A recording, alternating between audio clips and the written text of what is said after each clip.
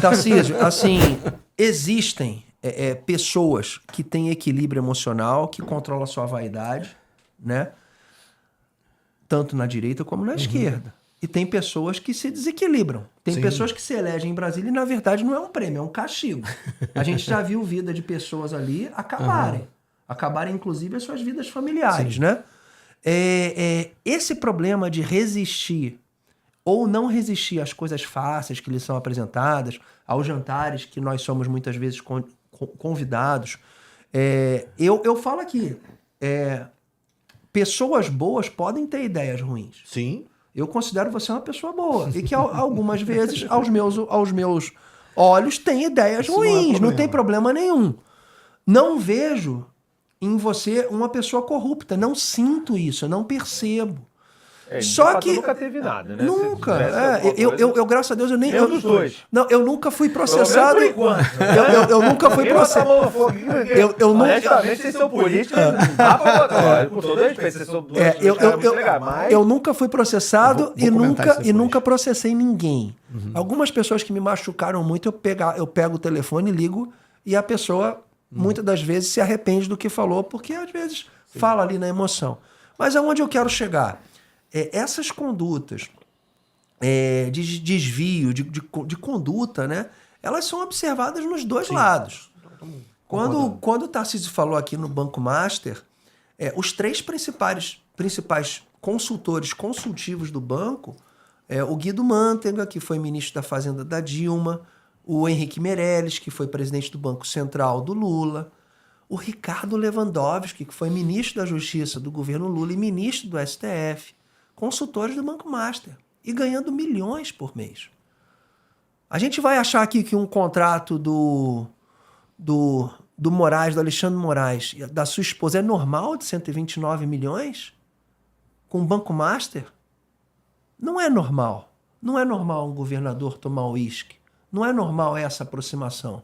Então, eu não sei se tem algum político do PSOL envolvido nisso. Eu não lembro. Eu não lembro. Eu não lembro também de ninguém do Partido Novo. Ou então, a vida é feita de escolhas. As escolhas são muito ruins aqui no Rio de Janeiro. Então, quando a gente fala de alerge, a gente não vê os deputados estaduais visitando os 92 municípios. Em 14 você deve ter votado em mim para governador. Não. Em 14... Teve uma galera de direita que votou em mim. Não, eu não votei, mas não é um problema pessoal. Eu não votei.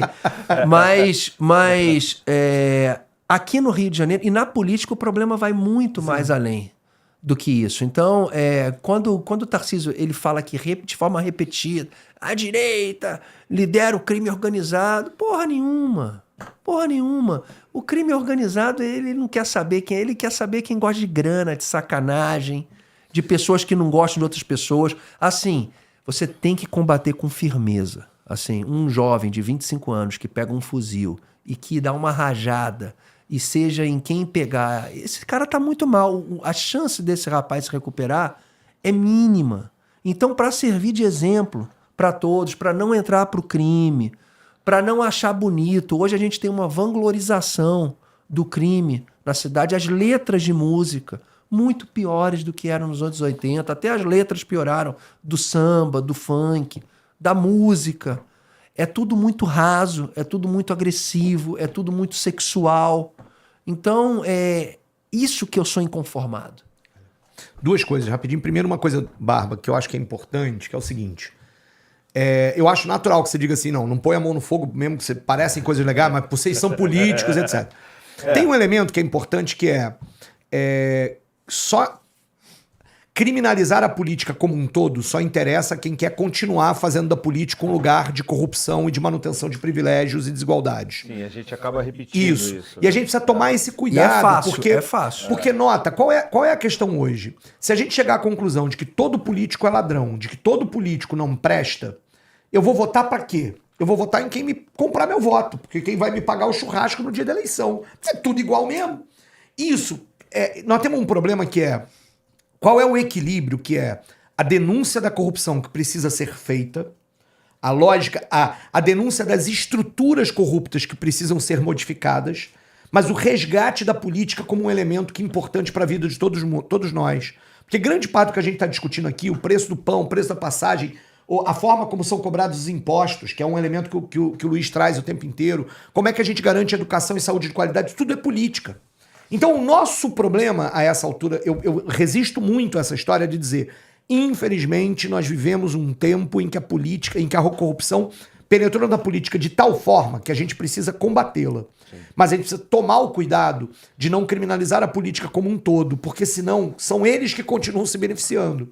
Da mesma forma como eu acho que uma operação numa favela que matou 122 e saiu, e aí no dia seguinte tinham outros 122 no lugares, quando a gente continua a criminalizar a política, a gente prende um político corrupto, que precisa ser preso, precisa ser combatido, mas no dia seguinte tem outro que ocupou o lugar dele pela mesma lógica, porque ele entra na política para enriquecer, para ter poder, para ter... Então a gente precisava resgatar e construir elementos. A gente precisa pensar numa reforma política, cara. Numa reforma política real nessa história. Numa reforma política que possa diminuir essas coisas. Mas eu quero voltar rapidinho à questão do Mas a Master. gente também não pode criminalizar aqueles policiais que estavam naquela Não, operação. da mesma forma. E que Não, eu não estou foram fazendo isso. confrontados. Eu não estou fazendo isso. É difícil, eles entendeu, estão seguindo uma política pública que é ineficiente. É disso que eu estou falando. Mas não pode eu não também estou falando dizer que é certo aquele indivíduo ali que infelizmente mas eu não perdeu. disse. E eu digo infelizmente Eu não perdeu disse. a vida porque eu não fico Eu não feliz disse. por ninguém perder a vida. Eu fico Mas muito eu não triste da disse. escolha que aqueles O rapazes problema tiveram. é... Dos 122, o percentual ali de pessoas que deveriam estar presas, que já tinham matado outras pessoas, é muito grave. É claro, mas é então, muito grave. Mas a grande questão é que eu não estou, em nenhum momento, eu estou discutindo a política pública e a eficiência da política pública de segurança. Eu acho que, inclusive, Luiz, a gente está tornando a sociedade no Rio de Janeiro mais madura, porque, de fato, ela está vendo operações absolutamente espetaculares e eleitoreiras que matam policiais, que matam pessoas inocentes, que matam bandidos. Não estou aqui dizendo a diferença disso. E elas não resolvem o problema. Eu sei, mas por que Porque você elas acha não resolvem que a pauta da segurança pública para a esquerda é o grande calcanhar de Aquiles? Por quê? A minha filha mora em Chicago, nos Estados Unidos. Estuda lá, é bolsista na universidade. Chicago é uma cidade onde o Obama nasceu. Sim. Tá? E onde o Biden ganha a eleição. Sim. Só que eu enxergo o Biden tendo uma similaridade muito maior com a direita brasileira, que vocês chamam de ultradireita, eu chamo de direita Nutella, tá? É bem Nutella a direita brasileira. Bem Nutella, é bem feijão com arroz. Olha só, os democratas não são esquerda, É não. bem. Então, não, mas aqui, grande parte da esquerda brasileira, dos eleitores, acha que o Biden é esquerda. Não, é porque aí na comparação com o Trump, aí é uma outra história. A tolerância em relação ao crime organizado, e Chicago já foi uma cidade muito perigosa. Sim. Muito perigosa padrão para os Estados Unidos, não é como o Rio de Janeiro.